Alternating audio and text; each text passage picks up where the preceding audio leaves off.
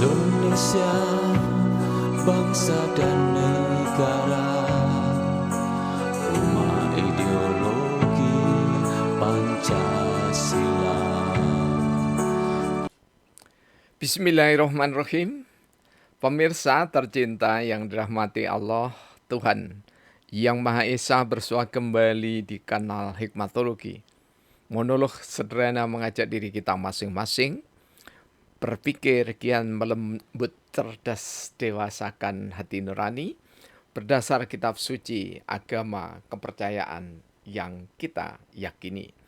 Tentu saja menghayati, mempedomani, mengamalkan nilai luhur Pancasila niscaya dalam kehidupan sehari-hari. Pemirsa yang dirahmati oleh Allah, terutama bagi yang baru singgah menyimak, berkomentar, memberikan likes, subscribe, berbagi, share, dan yang lainnya. Sabdana adalah karya sastra yang oleh sekali lagi para ahli bahasa, salah satunya adalah bahasa hukum, yakni Dr. Haji Muhammad Sinal, dosen Universitas Politeknik Negeri Malang, dan saudara Gus Dr. Didin Widiartono, sehari-hari sebagai dosen Universitas Negeri Malang, sekaligus sebagai kepala atau ketua program studi pasca sarjana strata 1 dan strata 3 di program bahasa. Menurut kedua beliau, sabdana adalah inovasi di dalam sastra. Karena itulah kata beliau berdua, kami yang memiliki hak untuk memberikan nama. Karena itulah kami sebut dengan sabdana. Sabta dalam pesona, yakni adalah 7 yang mempesona. 7 untuk mewakili serba 7. Dan tentu saja yang dimaksudkan bukan angka 7. Meskipun karya-karya kami serba 7 baris, serba 7 kata, dan serba 7 akhiran yang sama, namun 7 menunjukkan angka ketak berhinggaan yang dimiliki oleh pesona 7 yang ada di dunia, baik yang digurat oleh manusia maupun alam semesta. Pemirsa yang dirahmati oleh Allah, kali ini kami mengangkat tema bagian politik berbahasa Indonesia, sabdana yang ke-17.713. Politik berbahasa Indonesia bagian pertama. Media komunikasi politik Sumpah Pemuda Bahasa Indonesia. Piranti pemersatu politik Sumpah Pemuda Bahasa Indonesia. Tekad, pernyataan persatuan kesatuan Sumpah Pemuda Indonesia. Ruh nyata kebangkitan bangsa Indonesia diikat bahasa. Ruh bertanah air satu, tumpah darah Indonesia. Ruh persatuan, kesatuan kerajaan dan kesultanan Nusantara. Ruh proklamasi Negara Republik Indonesia, bahasa Indonesia. Kampung Celaket Hadiningrat, Kota Pendidikan Malang, tanggal 6 September 2023. Pemirsa yang dirahmati oleh Allah, apa yang kami tulis tentu saja upaya dari seorang yang menggeluti dunia politik dalam makna keilmuan. Kalau kita berbicara politik berbahasa Indonesia, maka bimakna dalam makna yakni adalah upaya menggunakan bahasa Indonesia secara adil bijaksana.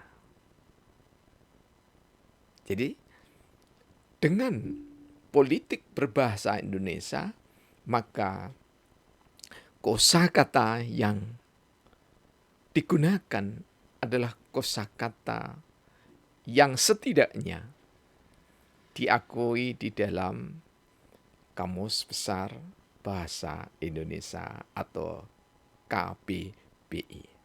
Dan KBBI dari tahun 1970-an ya terus berkembang karena dikayakan oleh pilar-pilar bahasa daerah sekaligus dikayakan dengan pilar-pilar bahasa asing atau mutiara serapan bahasa asing.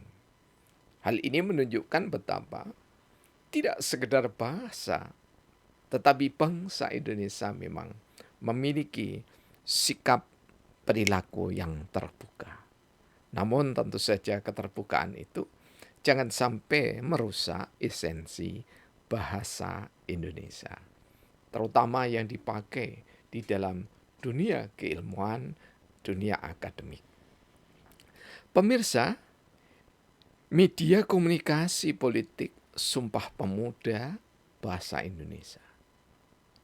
Kita masih memahami, masih mengetahui di dalam sejarah Sumpah Pemuda, Yong Sapa, Yong Sumatera, Yong Batak, Yong Celebes, dan semuanya pemuda-pemuda Nusantara ketika itu berikrar dengan Sumpah Pemuda menggunakan bahasa persatuan, bahasa Indonesia, menjunjung tinggi. Jadi kalimatnya ini sungguh sangat menawan. Menjunjung tinggi bahasa persatuan, bahasa Indonesia. Karena menjunjung tinggi bahasa persatuan, bahasa Indonesia, maka bahasa daerah tidak dinafikan, bahasa asing tidak dinafikan. Namun dipakai bahasa daerah itu sebagai pilar penyangga utama, sedangkan bahasa asing itu untuk mengayakan perbendaharaan kata di dalam kosakata bahasa Indonesia. Tidak berarti bahasa Indonesia miskin.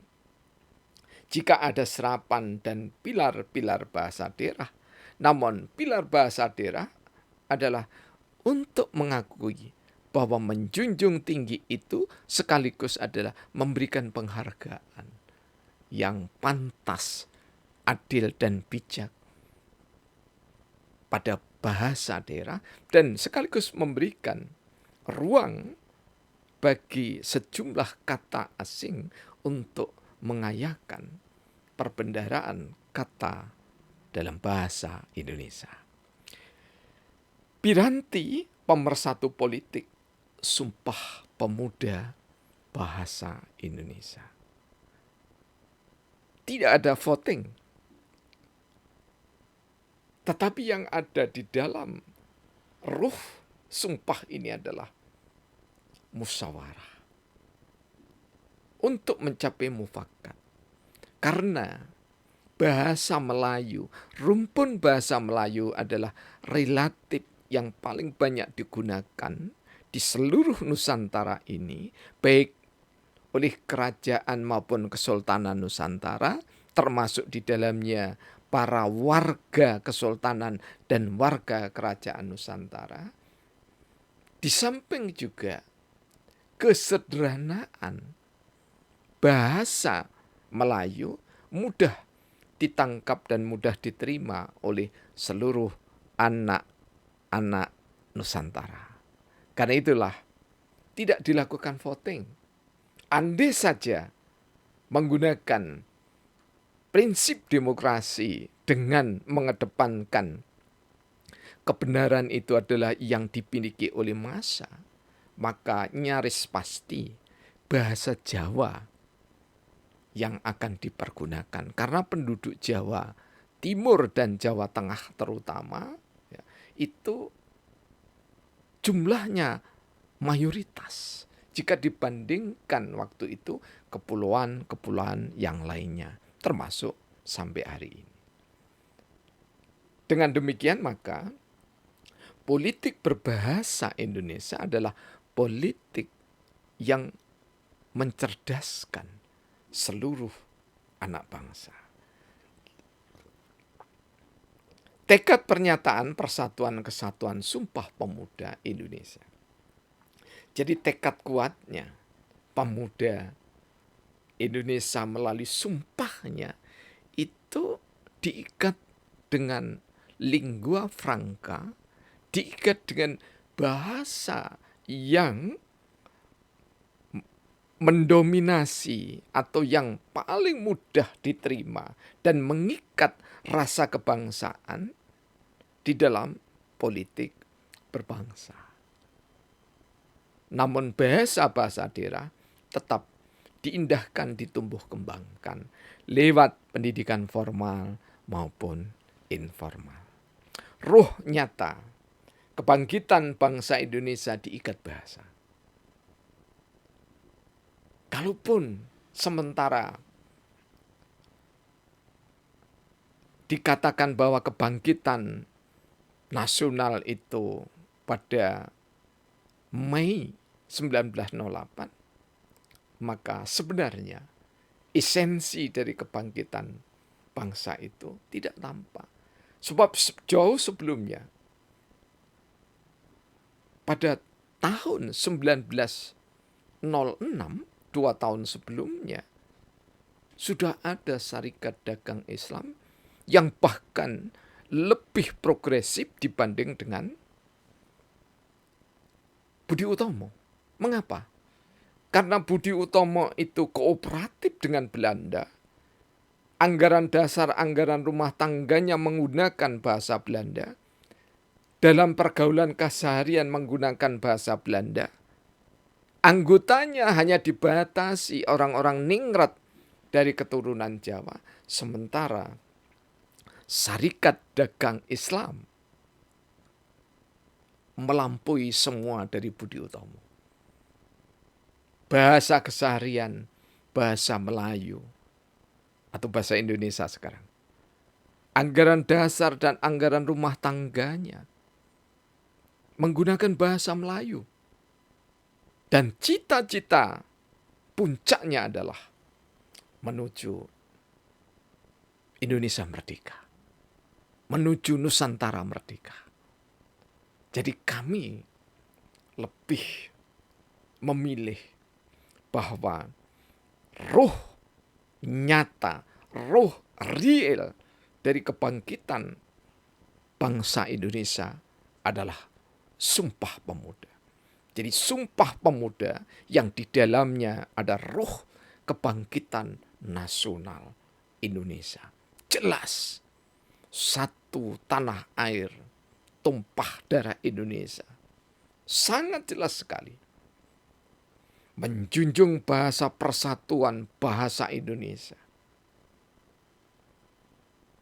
Lebih dekat, meskipun rentangnya lebih panjang, pada cita-cita dan semangat perjuangan dan kejuangan Syarikat Dagang Islam dibanding dengan Budi Utomo. Sejarah tidak harus runut, tetapi kerunutan itu niscaya tersambung dalam nasab kebenaran dan kebijaksanaannya.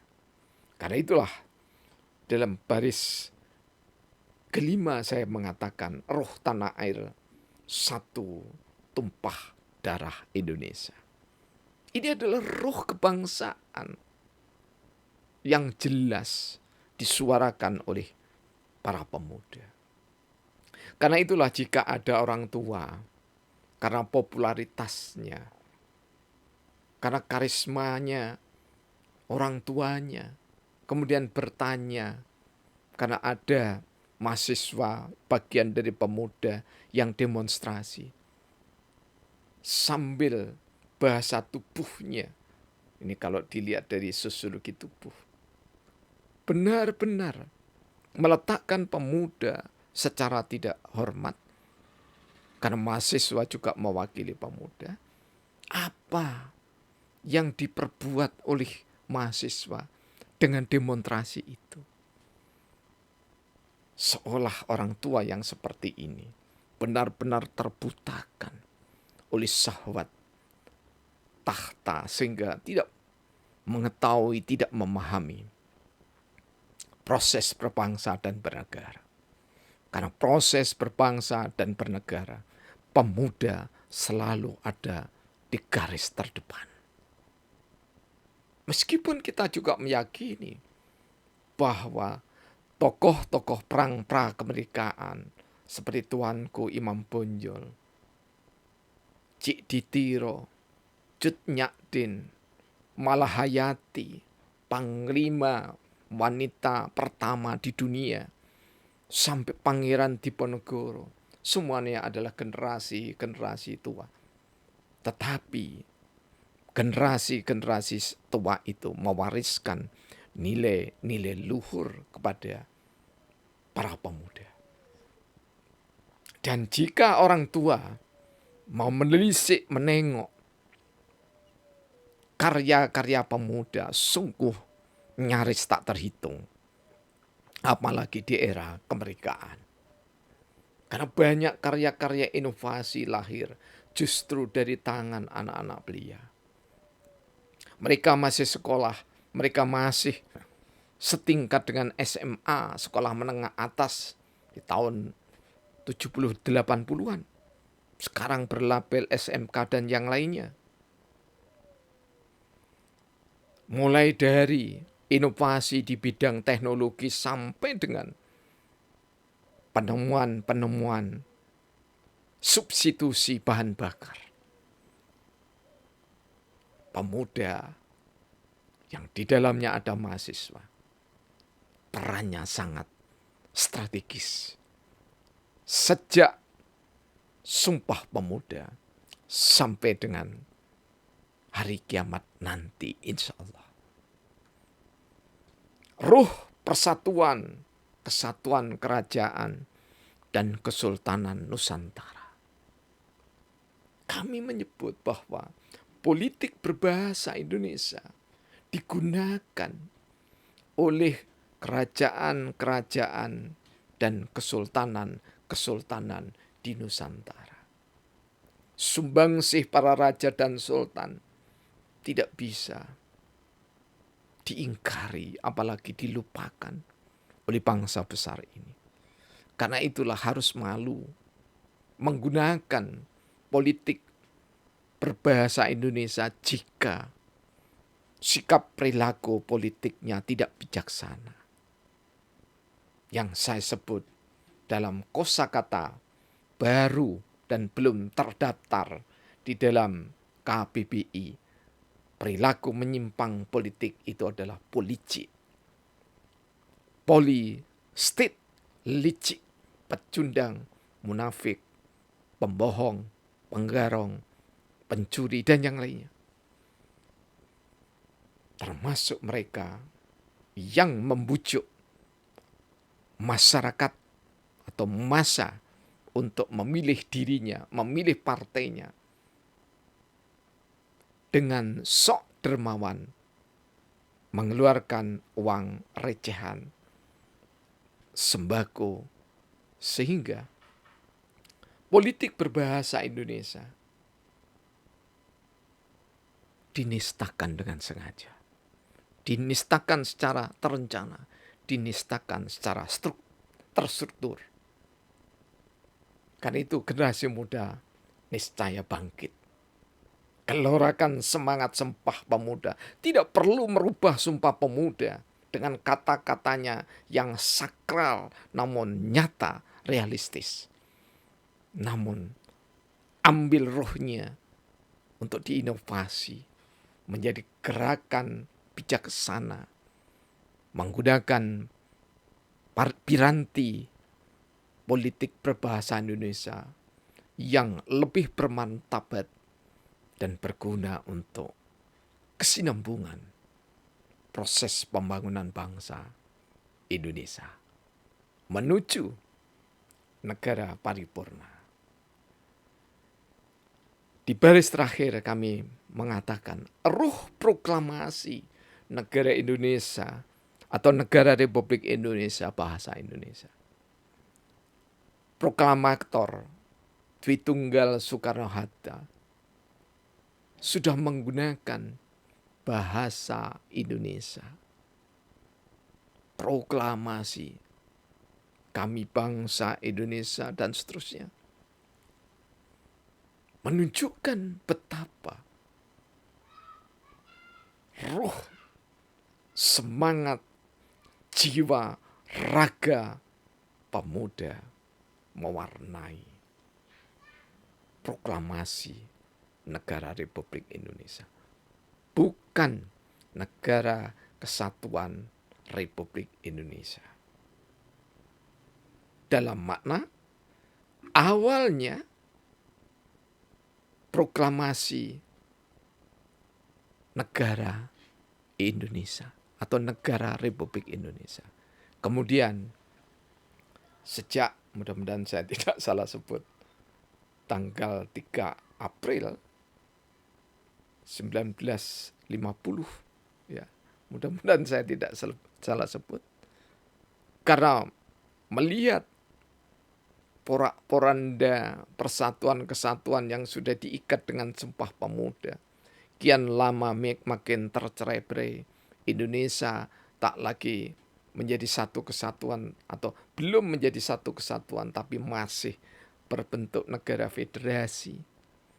Maka seorang cendekiawan muslim yang piawai, Syekh Kiai Haji Muhammad Natsir, mengusulkan yang dikenal dengan Mosi Integral Natsir dengan sebutan Negara Kesatuan Republik Indonesia yang kita kenal hingga sekarang ini.